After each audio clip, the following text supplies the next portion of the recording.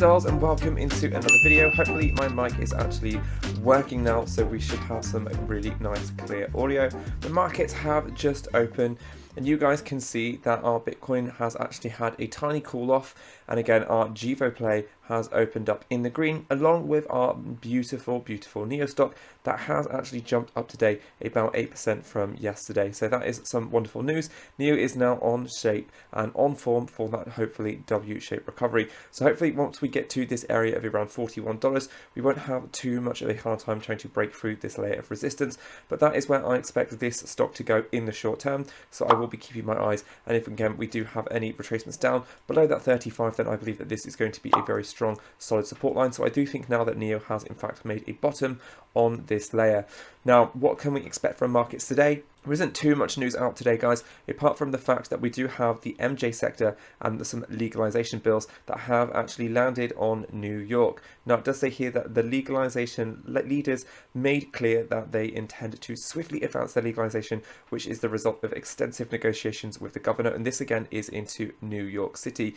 And again, it says that the latest text of the bill only released on Saturday, yet it moves through the committees and passed on the floor in both chambers of the legalization, basically within the span of hours just a few days later. The Senate has approved the measure in a 40-23 vote, and Assembly passed it 100-49. So this is some good news moving forward, guys, for our MJ plays, that SNDL, and of course our TrueLeaf. You guys know I'm very bullish on both of these stocks, and I have been talking a lot about TrueLeaf on my channel and also the Planet. So you guys know that those are three stocks I am watching, and I have in fact been loading up on those two stocks right there. So hopefully over the long term this is going to help push this share price. For now, again, we are in some kind of volatile market, and you can see that TrueLeaf, guys, has had that sell off just like I said it would, to around that $55 range. And if we did in fact go anywhere between $55 and $45, then I said that this is going to be a nice place to load up, because again we will enter levels of oversold on the RSI, and they did have some stellar earnings out. And again, with this legalization act coming into effect, then we are going to see a push in that share price towards the end of the year, because that is only going to increase the conviction of these stocks.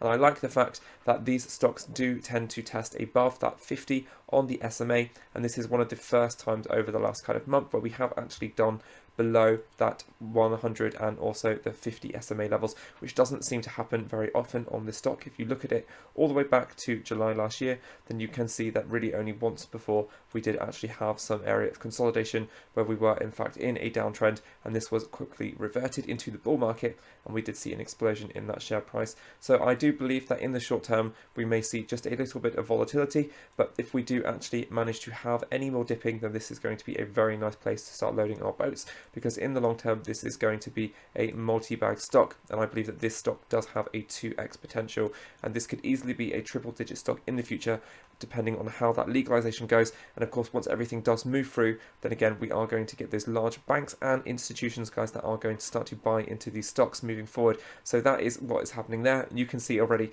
we are starting to push up tremendously just at open. Even just now you can see that we are still pushing up.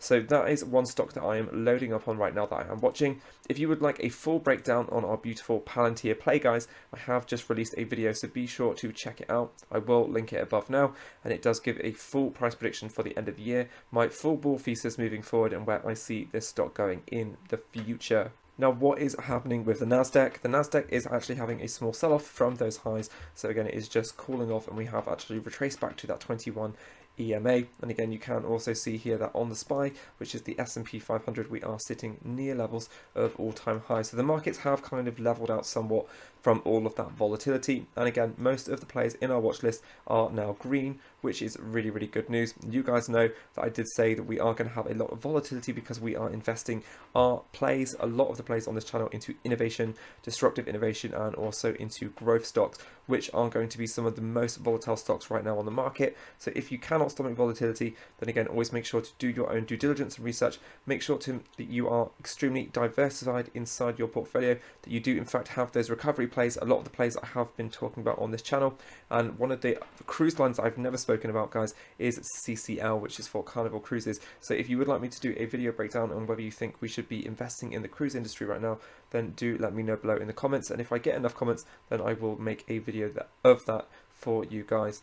Now, I just want to touch on ALPP because we did have some news that did come out on Twitter recently, and it just was from Kent Wilson himself, and they were saying that one of their businesses is doing extremely well right now, and they are estimating to add on another 1 or 2 million into their revenue, which will be reported hopefully in the next week or two. So that is some exciting news there for ALPP. We have clearly made some form of a bottom here, and we did actually twice touch down to oversold levels on the RSI, which has not happened much. Again, if you look back from August, this has only happened one time where we did actually break down around the end of August, and we did hit at level of 30 on the RSI. So I do think that right now we have actually in fact found a bottom for the stock of ALPP, and I think that we are not going to go below that $2.70 mark. I think this is going to be the most that this stock will sell off, and we will start to see in fact a lot of buyers re-entering the market if we do in fact get down to these levels, and in the long run hopefully we will be rewarded with that share price. So that is a quick update there for you guys wanting to know some more information on our ALPP plays.